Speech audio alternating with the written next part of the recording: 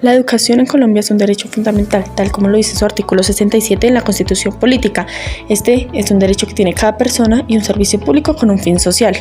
Así, buscando acceso al conocimiento, la técnica, la ciencia y a los demás bienes y valores de la cultura. A continuación, mi compañera Luisa Riaño hará unas preguntas a algunos estudiantes. Buenos días, hoy estamos con Sofía Pueda y les haremos 3 preguntas sobre qué es el derecho a la educación. Bueno, para ti, ¿qué es el derecho a la educación? Para mí el derecho a la educación es un derecho fundamental que deberíamos tener todos los niños y adolescentes para poder aprender y ser cultos para la sociedad. ¿Tú cómo viste el derecho a la educación en tu colegio y cómo lo estás viviendo hoy en la universidad? Pues en el colegio aprendí muchas cosas, pero siento que les hace falta inculcarnos otras cosas como organizar bien nuestro tiempo, enseñarnos bien educación sexual, porque pues uno llega a la universidad y desconoce muchos temas y hay mucha desinformación respecto a eso. Y pues ahora, como lo veo en la universidad, no sé, siento que uno entra y es un mundo amplio de muchos conocimientos, entonces interactúas con diferentes personas y te dan a saber muchas cosas que no sabías. Listo, muchas gracias, Sofía. Seguimos con Daniela y le vamos a hacer las mismas preguntas. Para ti, ¿qué es el derecho a la educación? Es la posibilidad que deben tener todas las personas, todo ente colombiano, toda persona natural colombiana, para poder acceder de manera, pues ojalá fuera gratuita o por lo menos libre, a la educación dentro del contexto en el cual estamos inmersos. ¿Tú cómo viste el derecho a la educación en tu colegio y cómo lo estás viendo acá en la universidad? Bueno, fue complicado. Pasé por 6 colegios, no tanto porque me negaran el derecho, sino porque las condiciones no eran las más aptas, puesto que sí, claro, tenían la posibilidad de estudiar, sin embargo, dentro del contexto, dentro del plan de acción de los mismos docentes, se hizo muy complejo el hecho de mantenerme en un solo lugar por la invisibilización de ciertas violencias, de ciertas circunstancias que no están como bastante, vuelvo y digo, visibles. Entonces el tema del bullying, el tema del matoneo, el tema de la segregación social son cosas que afectan, que están y que por más de que esté el derecho a la educación siguen afectando y siguen siendo como baches para que las personas se mantengan dentro del mismo sistema educativo. ¿Y hoy en la universidad? Es diferente, pero pues por lo mismo que ya estas son personas más grandes, personas que ya respetan un poco más tu integridad y pues ya son un poco más autónomas. Sin embargo, sigue siendo complicado para muchos otros mantenerse dentro del régimen educativo, ya sea por el hecho del sistema de calificación, por el tema de la economía o simplemente por, vuelvo y digo, temas de matoneo o bullying que entra a la universidad. También sé, en mi caso, digamos que estuvo todo bien, no tuve problemas en la universidad, entonces excelente, pero hay muchas personas que realmente no logran tener como un feliz término sus carreras o incluso no logran mantenerse dentro del sistema educativo por temas de economía, por temas de segregación, ya dije, o simplemente por la posibilidad de acceder. Listo, muchas gracias. Vale. A continuación, mi compañero Sebastián Gutiérrez le hará una entrevista a un profesor y abogado de la Universidad Central. Un saludo, el día de hoy estamos con el profesor Jorge Enrique Sánchez Rey, abogado, profesor, egresado de la Universidad Nacional de Colombia. ¿Qué tan buena considera usted la educación en Colombia? Considero que la educación en Colombia desde hace más de 100 años es de muy mala calidad. La prueba es que en los diferentes concursos y niveles a que hemos sido sometidos, nuestros estudiantes quedan en los últimos lugares en las diferentes áreas del conocimiento. Es mala la educación, lo que responde a instrucciones de organismos multinacionales y de la clase política de este país. Usted como abogado, ¿cómo solucionaría o qué solución daría usted al tema de la falta de educación en las zonas rurales? ¿Y cómo cree que los chicos pueden utilizar la educación para salir adelante? Eso es un tema puramente político y de voluntad social. Me explico. Significa que los políticos, los dirigentes, el ejecutivo y el Congreso son los únicos que pueden determinar cuánto dinero y qué nivel de importancia le van a dar al tema educativo en el país. No solamente en el área urbana, sino sobre todo en el rural, en donde el 90% de las personas casi que tienen prohibidos acudir a los sitios de conocimiento. Por ejemplo, las distancias, no tienen cómo llegar a las escuelas, los profesores son muy escasos, o es un profesor para todas las materias, o esos profesores son amenazados por distintos grupos armados, inclusive por el Estado y por los grupos al margen de la ley. El poco acceso o ningún acceso a la educación en el campo es gravísimo y además no tienen los insumos o elementos necesarios para poder estudiar.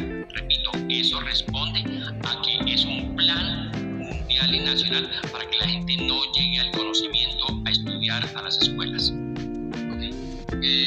¿Cómo usted considera que pueden los programas educativos para la formación en derechos humanos y ciudadanía contribuir a crear un ambiente que sea mucho más seguro y más respetuoso en las instituciones educativas? Muchísimo. El artículo 42 de la Constitución Nacional obliga varios artículos de la Constitución obligan a todas las entidades educativas del Estado a enseñar, a difundir y a dar a conocer no solamente la Constitución política, sino temas fundamentales en los derechos humanos. El artículo 67 de la Constitución política ordena que en los centros educativos en todos los niveles del país enseñen sobre derechos humanos, es decir, sobre derechos y obligaciones básicas, íncitas propias de los seres humanos que hay que conocerlos.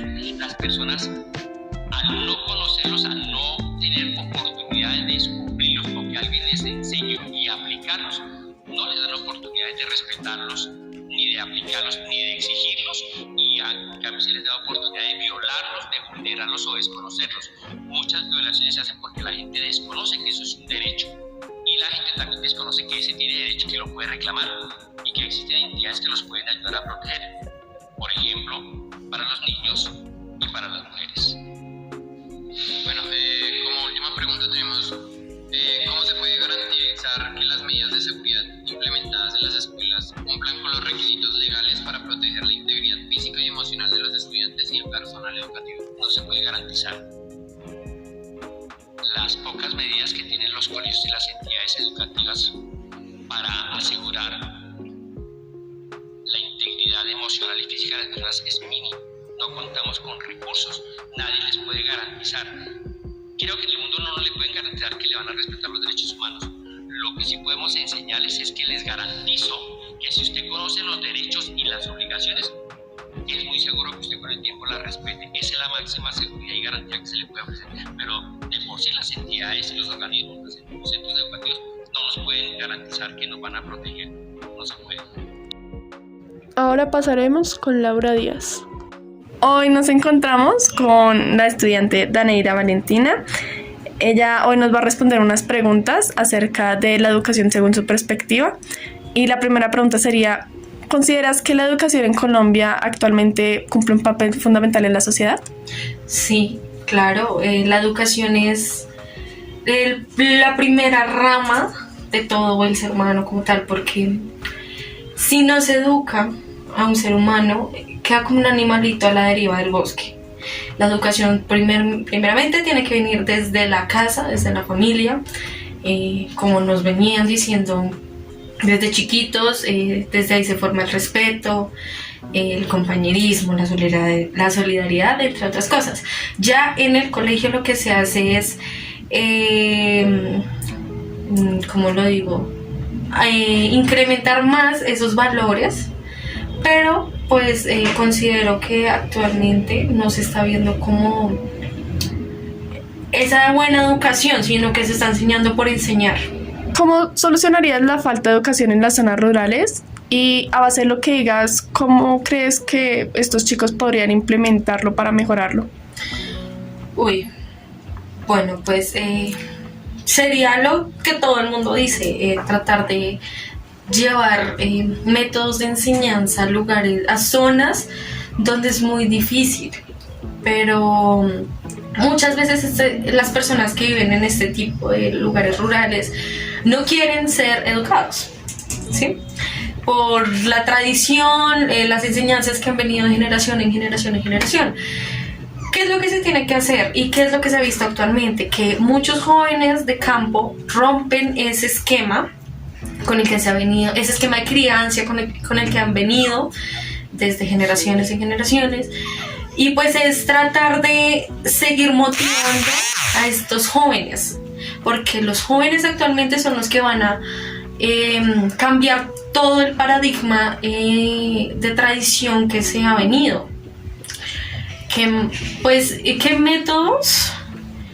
Pues es más educación virtual, aunque es muy complicado por las zonas en las que nos estamos refiriendo, pero pues sí, sería que el gobierno implementara, no sé, que le permitiera llevar a como equipos de cómputo o maestros que sí tengan la vocación de enseñanza para que estos jóvenes se sientan motivados a salir adelante.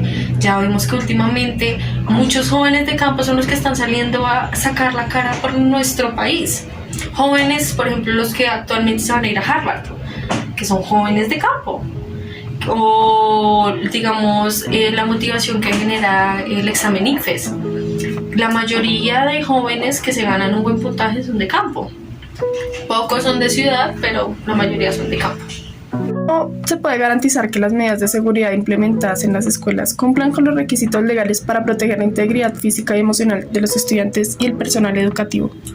Esa pregunta es bastante compleja en nuestra actualidad porque, como venía mencionando antes, estamos rompiendo un esquema de crianza.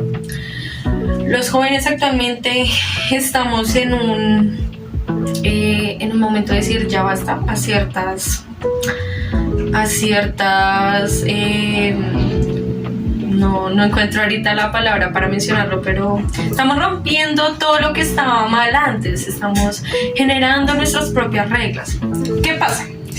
Que según este pensamiento de juventud de mi generación, la generación de la señorita entrevistadora, de la mayoría de los jóvenes, o como coloquialmente se les llama, generación Z,